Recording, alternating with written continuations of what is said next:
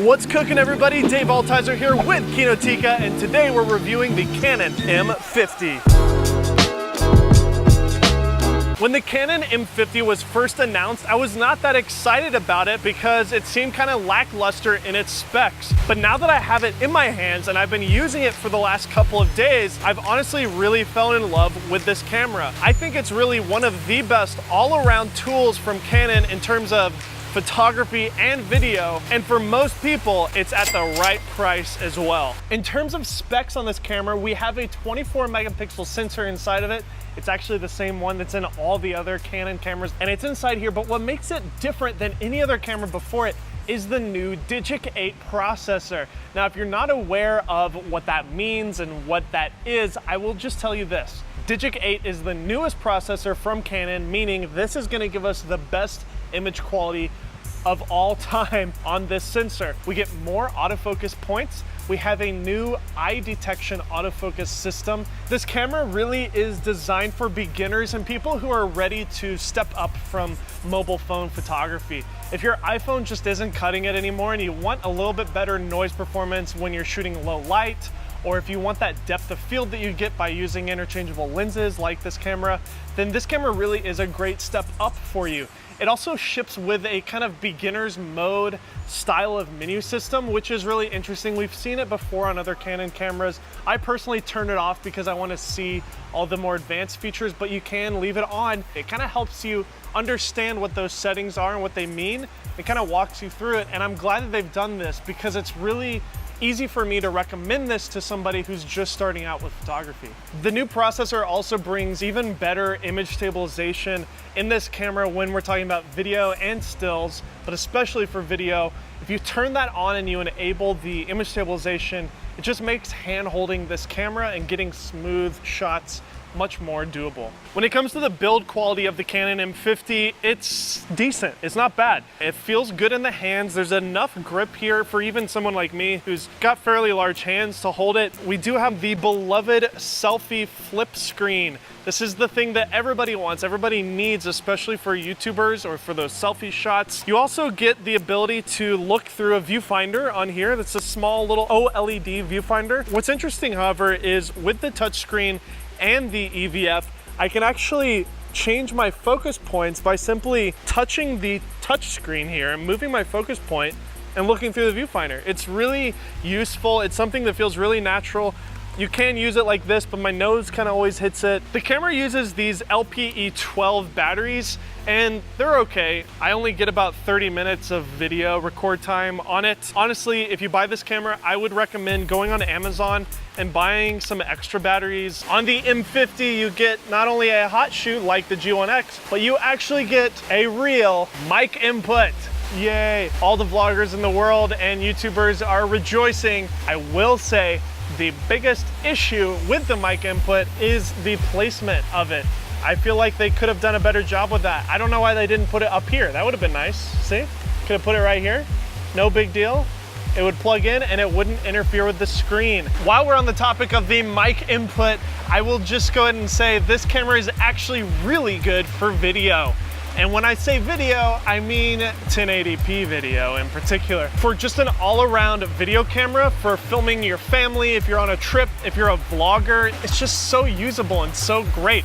The quality of the 1080p is really sharp, but when you switch to 4K, the camera crops in on the image by 1.7x. 1.7x crop on top of this already kind of cropped camera makes this wide lens more of a tight lens. One really great thing about this camera is the autofocus system for video. You get dual pixel autofocus that has been in a lot of other Canon cameras, but it's just as good here as it's always been. Plus you get the better noise performance because of the Digic 8 processor, and you get the ability to see yourself with this flip screen. The audio preamps inside this camera are actually really good. So using this microphone with this camera, the audio just sounds really clear. This camera can also record in a really high frame rate, 120 frames per second. Now it does go to a 720p mode, and the image gets very soft, and you'll definitely see some noise and aliasing. It's kind of like jagged edges and stuff. Just image issues. But if you want to just get a really cool epic slow-mo shot of water, or you're out at the lake and you see a boat go by, something like that. It's okay, it's decent. It's definitely nothing pro, but it's there, and the slow-mo does look good if it's not that important. However, the 1080p at 60 frames per second is really good.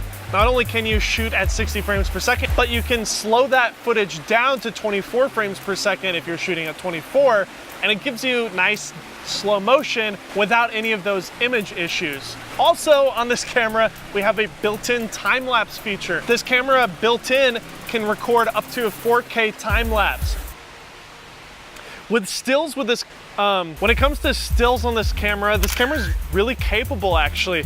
I switched the kit lens with the 22mm lens, and in my opinion, this is one of the best EFM lenses available right now. And if you're not aware, this camera uses a completely different lens mount. It's called EFM. All the mirrorless cameras from Canon are APS-C size sensors, and they only have a few lenses in their lineup right now, unfortunately, but the 22mm is one of the best. If you do own other EF lenses at the moment, this is really your only option. You want to get this adapter from Canon.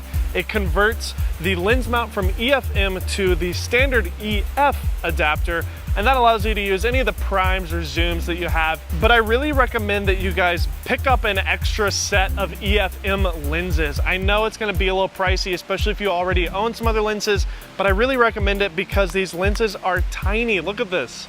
This thing is literally the size of, I don't know, what is it the size of? Not only is this 22mm lens really small, it's actually got a great aperture. It's f2, so you can really get some nice shallow depth of field with this lens. And honestly, I keep this thing locked on this camera like 80% of the time. The specs on this camera for photography is really good. It's an APS-C size sensor, like I've said a million times. It's the 24 megapixel sensor from the 80D. The dynamic range performance is really good. The ISO performance is pretty decent. We'll run some pictures here of the ISO performance. I have noticed that the ISO performance is slightly better than what I've seen on like the SL2, for example, and that's coming because of the new processor, like I mentioned, the Digic 8. Not only can you take just normal JPEGs on this camera, which I would recommend if you're just wanting to post on Instagram and Facebook, it also gives you this new compressed RAW format, which I highly recommend you shoot in.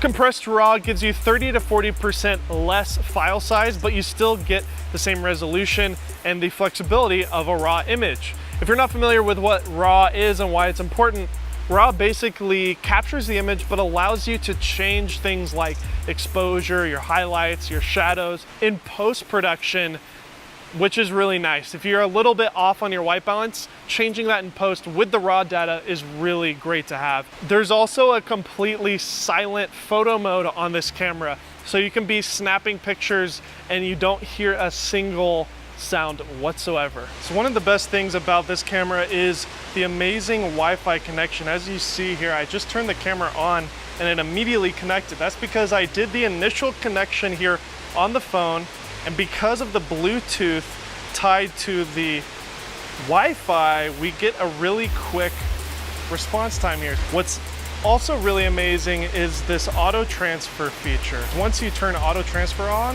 you can just turn your phone off, put it in your pocket, boom, boom, boom.